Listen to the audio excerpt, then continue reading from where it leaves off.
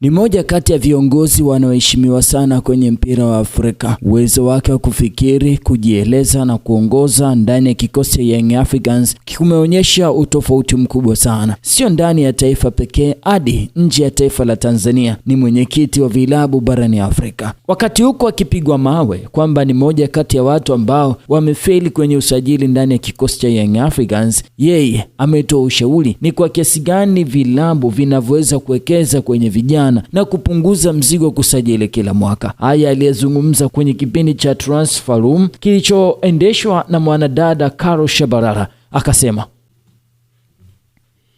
I saw you nodding when you was talking about the importance of investing in the youth. Nilikuona ukitikisa kichwa ulipokuwa ukizungumzia umuhimu wa kuwekeza kwa vijana. Ni ushauri gani mwingine ungezipa klabu za Afrika zinazotaka kupanua wigo wa kimataifa na kushindana na klabu nyingi duniani? Nafikiri moja ya jambo muhimu zaidi ni kuwa na akademi, maandalizi ya mapema kwa watoto ili kupata kilicho bora zaidi kutoka kwenye vipaji vyao wakiwa na umri mdogo zaidi. Tuna tatizo moja Afrika, hatuwekezi sana kwa watoto wadogo. Nafikiri wakati tunaanza kuchambua ama kutambua kwamba huyu ni kijana na kipaji, anaweza kuwa mzuri au mbaya, umri tayari unakuwa umeshapita miaka 15 na wakati mwingine miaka 20. Ukifika umri huo ndipo unapotambua kipaji chake. Kwa soka tayari unakuwa umechelewa. Siku hizi unahitaji kuwa na malezi sahihi ya soka na utambuzi wa vipaji katika umri mdogo sana, kama miaka 10 au 11. Unaweza kusema sasa tuwekeze kwa mtoto huyu kwa sababu ana uwezo wa kuja kuwa mchezaji bora zaidi. Tumeona mfano akina Lamine Yamal katika umri mdogo sana, miaka 16, tayari amecheza moja ya nchi kubwa zaidi duniani kwa upande wa soka, Hispania. Amechezea Barcelona akiwa na umri miaka 16, 17. Na kufanya hivyo una manufaa makubwa kutoka kwake kwa muda mrefu, na uwekezaji unakuwa wa maana. Unakuwa na tija kifedha pale unapowekeza katika umri huo na kupata ubora zaidi kutoka kwake. Anaweza kucheza kwa miaka mingi na kutoa kiwango cha juu kwa muda mrefu zaidi.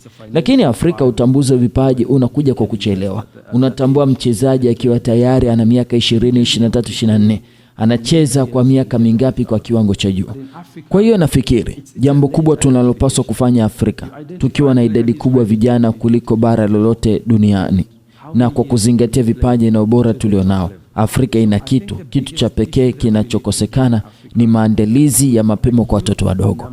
Haya ni mawazo ya Engineer Hersi, ambaye yeye ni rais wa kikosi cha Young Africans. Ukisikiliza mawazo yake unaelewa kwamba yeye ni mtu bora kwa kiasi gani kwenye hilo eneo. Ni kama ilivyo Jera Enterprise. Tunakuambia sasa, ukiwa na 120,000 tu unapata sofa imara za kisasa zenye mvuto, kisha tunakusafirisha bure hadi hapo ulipo.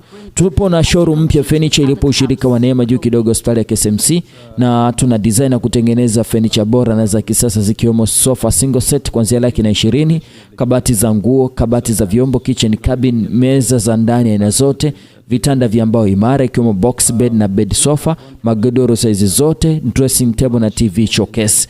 Tunapatikana ushirika wa Neema kupitia namba ya simu ya 0763153039. Unaweza ukatupata na tukakupatia huduma bora kama ya engineer.